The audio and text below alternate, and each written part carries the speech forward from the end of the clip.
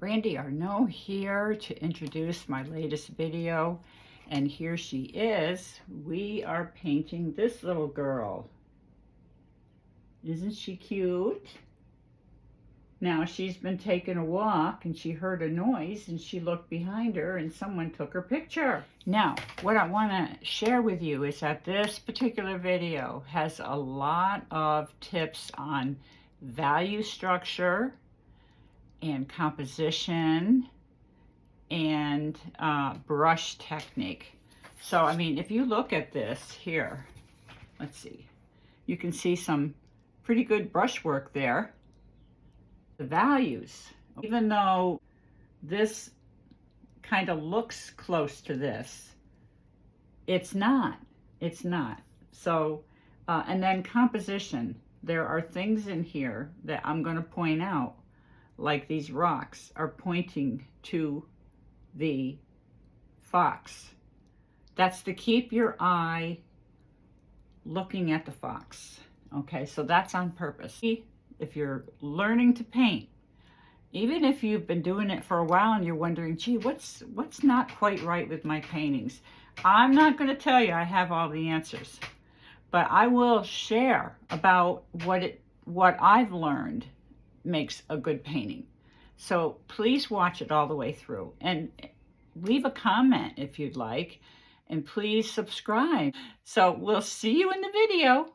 So let's begin our fox. So we're beginning with just some simple shapes. The reason for that, you don't want to just start from like the top ear and try to draw your way down. What could happen and what goes wrong usually is you run out of space. So if you could just plot in using the simplest shapes possible, the positioning of that animal on your surface. So that is why I am using just large shapes to start with to make the best use of this 8 by 8 inch canvas board.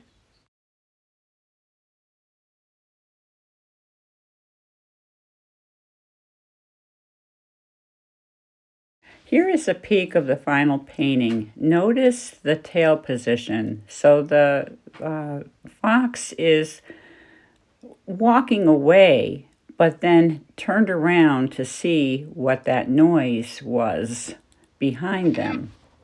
That's a little tricky to capture. So there's foreshortening involved. So really taking a few extra minutes to plot all this out is a good idea with something as complicated as this pose. Now, I would I really don't post my reference photos unless I know for sure I am totally, given permission to use that photo. If there's any question in my mind about it, especially if I'm not the one that took the photo, I will not ever post the photo I work with. Now, would I be afraid that someone would report me or somehow I would get in trouble with the photographer? Not normally, because this is just a jumping off point using their photograph. I really don't copy every little nook and cranny. I add who I am as an artist to making that painting, just using the photo as strictly a reference point to get the animal's characteristics correct. But the rest of it doesn't look anything like the photo.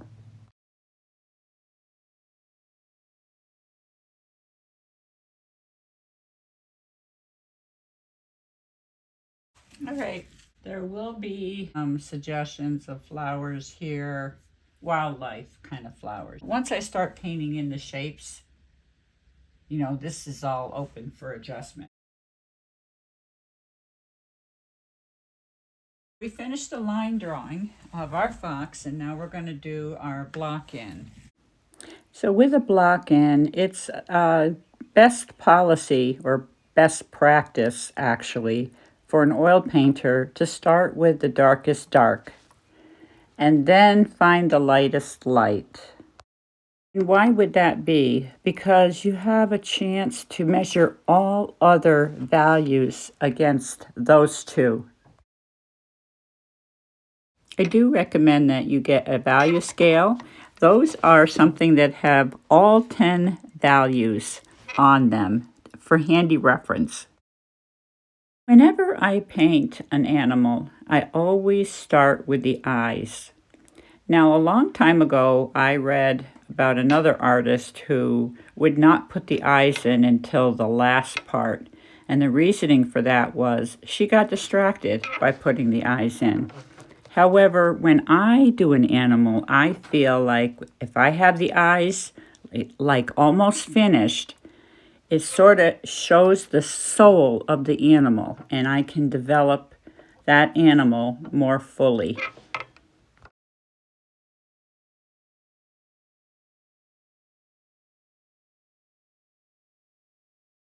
With the eyes established, I generally like to start from the top down. However, I might also just, as I'm doing here, put in a little bit of a suggestion of the nose. At this point, even though I'm starting from the top down, I'm going to look at the darkest colors of this animal and get them in first. That's the best way to oil paint because you can always add a lighter color over that. But you can't make a light color darker very easily. Best thing to do then is scrape it all off and start over again.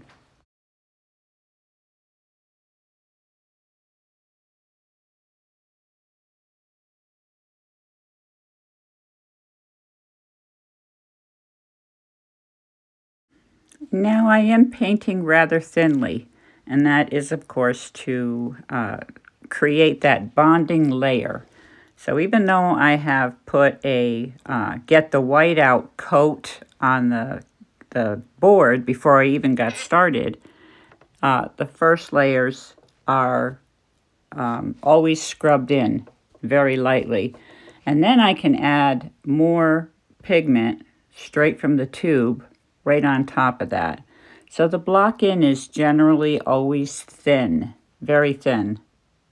And really the benefit of taking the time to do a block in is to nail the values. Again, that's where that value scale would come in handy.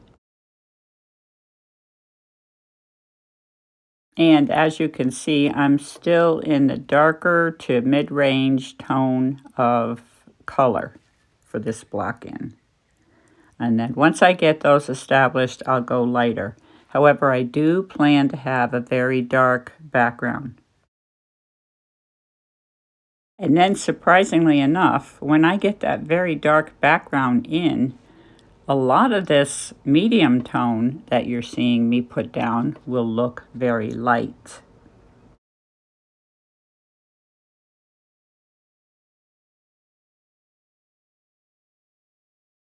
Coming up is going to be my first drawing adjustment. I think I'm going to have to drop this down actually. See lines as well as shapes. So my drawings are always up for adjustments. And, you know, one would say that's perfectly okay.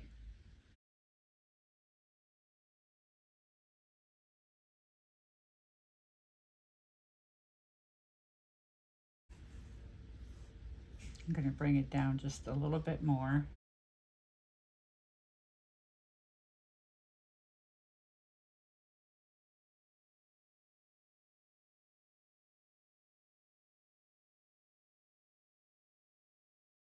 The easiest thing for me to see next is indeed the background.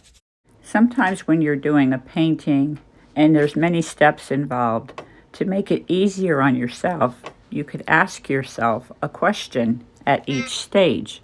What is the easiest thing for me to see next? And then at some point, you change that over to what bothers me the most. Now, the what bothers me the most would be something that you would start to do towards the end of the painting. And I cannot take credit for those two questions, what is the easiest to see and then what bothers me the most. That is T.J. Cunningham's method of painting. He's a fantastic oil painter. And if you ever are on Instagram and you want to see what this fella does, just look up TJ Cunningham and you will be amazed.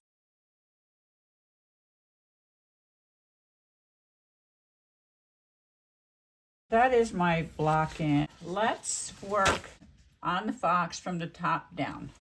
Getting back to TJ Cunningham, yes, I do take Zoom classes with him and enjoy every minute. I do realize that there's a lot of glare here. Just please have patience with me.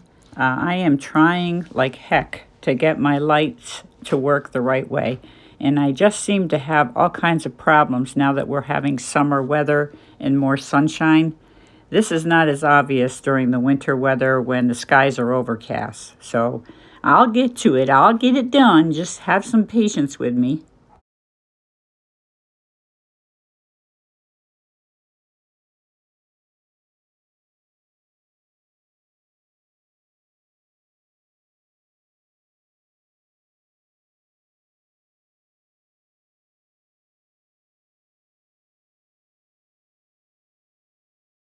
Notice here, I'm pressing down on the brush and lifting it up in order to create ear hair. I also tap the very edge to create thinner hair strands. Now you might be wondering about my brushes. They are Rosemary & Co. Shiraz Flats.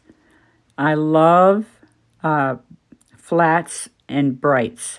So you get more control because you can use the full front of the brush, or you can twist it and just use the very edge of the brush. I find that it is perfect for how I love to capture brushwork. So if that's something you want to capture, I would recommend that you get a set of Rosemary & Co. Shiraz Flats and Brights.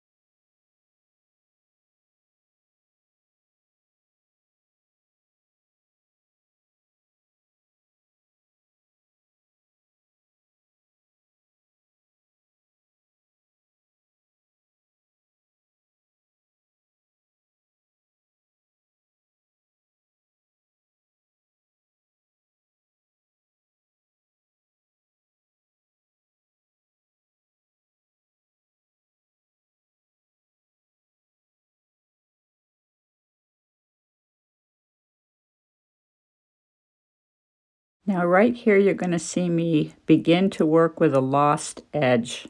And what is a lost edge? Well, you really can't see it clearly, and that's a lost edge. A hard edge is something like the right side of the fox.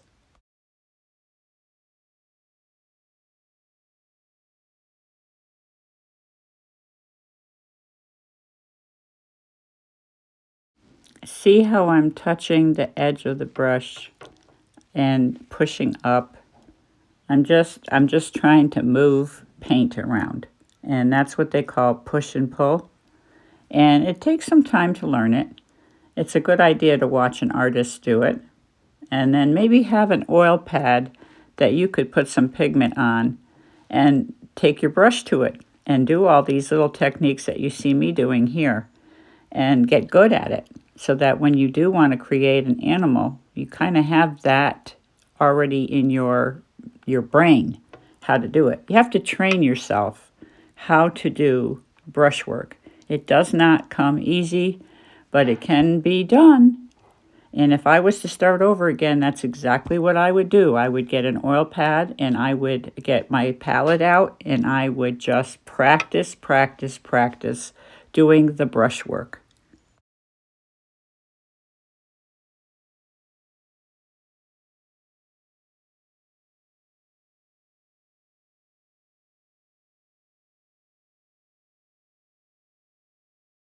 Now here's an example of values. You just saw me darken up the back of this fox, and it was dark enough when we first started to block in this fox. And why? Because the background was still light. But now that the background has been darkened, it was not dark enough, so I had to darken it.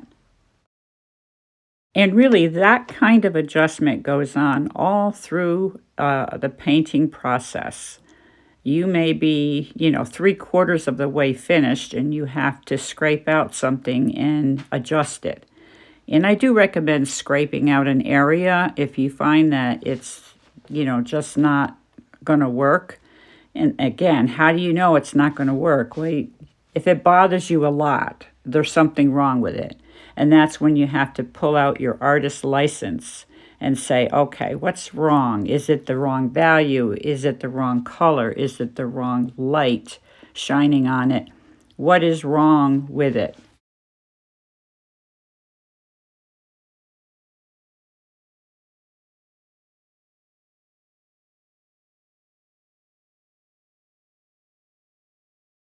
Now here we're building up color, and you can see that I put it on pretty thick, and then I look at it pretty closely, looking at the edges, and I may drag them down a bit and let them blend in with the color that's already on there.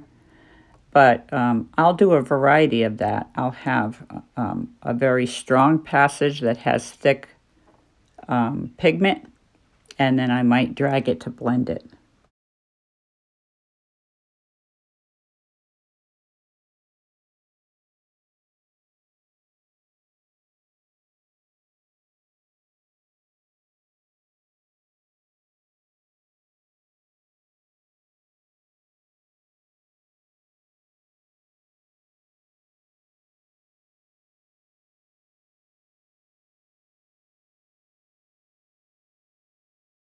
Let's give this little girl a back foot or two.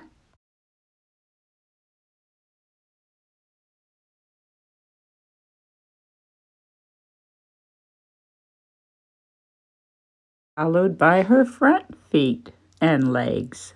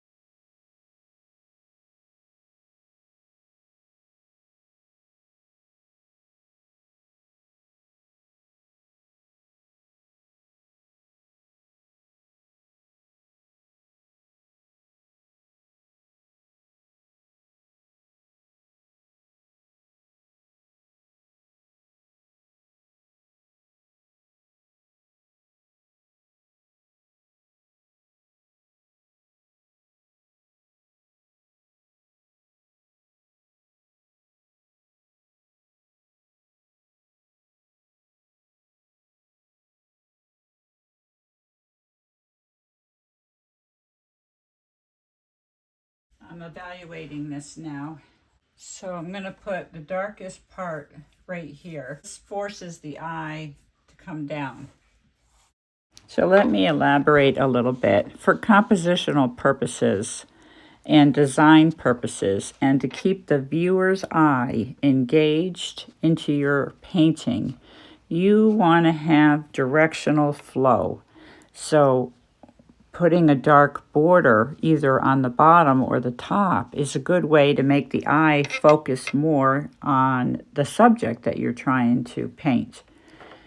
Now, in the case of bringing the branches up and around, you must have the branches going in the direction of your main subject. You can't have a branch go all the way up from the bottom to the top. Never do that. Never ever do that. Why? Because you're going to have the eye go right back out the painting. And some people wonder, why don't people look at my work? Well, especially plein air painters. They're out there and they're seeing a tree that goes, it's a dark tree and it goes from the bottom of their canvas all the way up the top and out, and they have a branch that goes across a group of trees. There's a big old branch that goes from the left to the right, and they paint that in nice and dark. And people are not going to stop and look at your work. If you've got items in your paintings that make the eye go off your painting, the viewer's eye, then don't be surprised that they don't look at it very long, because they don't know what to look at. You didn't give them the help they needed by putting in tall grasses or branches that, like how I'm doing right here, you can see they're turning into the fox. I'm not having those on the right go off to the right. They're either going straight a little bit more, or they're going right back into the fox. That's how you have to think. Maybe put a couple of rocks here. Let's work on those rocks.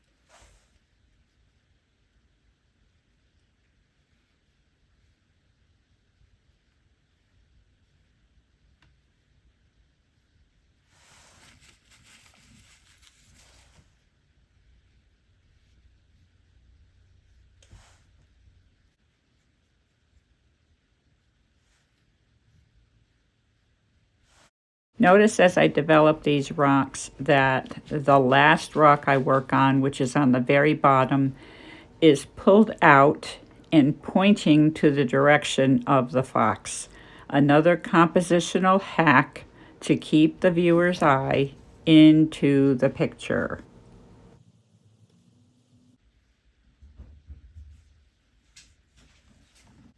These two ghost rocks here bring mystery to the painting.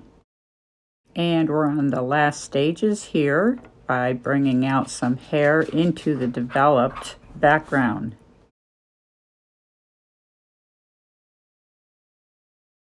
I've decided to have some fun with the palette knife. After I get enough paint on the back of this little vixen, I am going to use my brush to develop it further.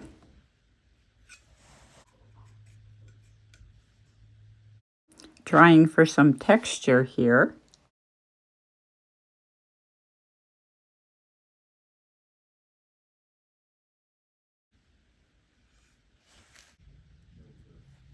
Here too.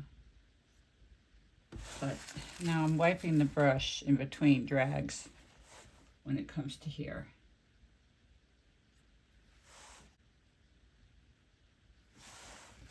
Now, as this fox has developed, I need to sharpen up those eyes a little bit.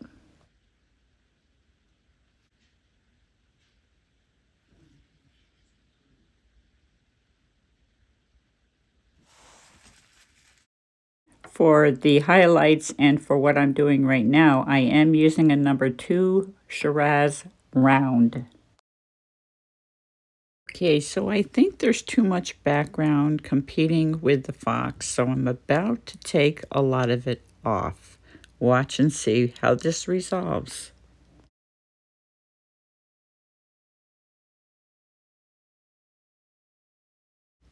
As you can see, what I'm doing is I'm actually blending out all that I put in. And now we're going to start over somehow, some way. Let's see what happens.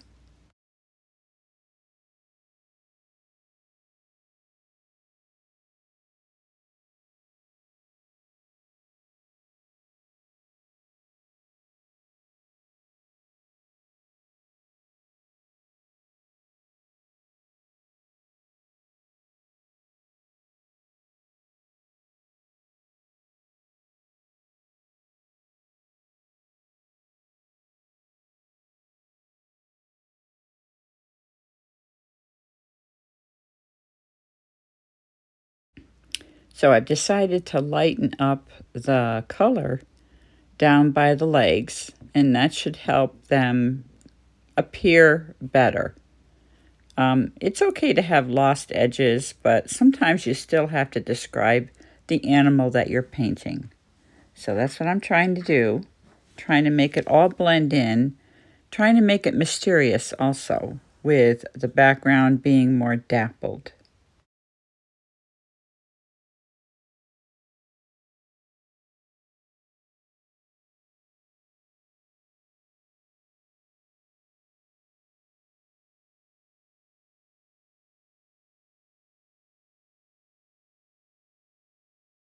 Now you'll see me using my brush to create tall grass again. Well, short and tall grass. And I'm basically just removing color with the brush in order to create the tall grass. Thank you for watching. Please like, subscribe, and leave a comment.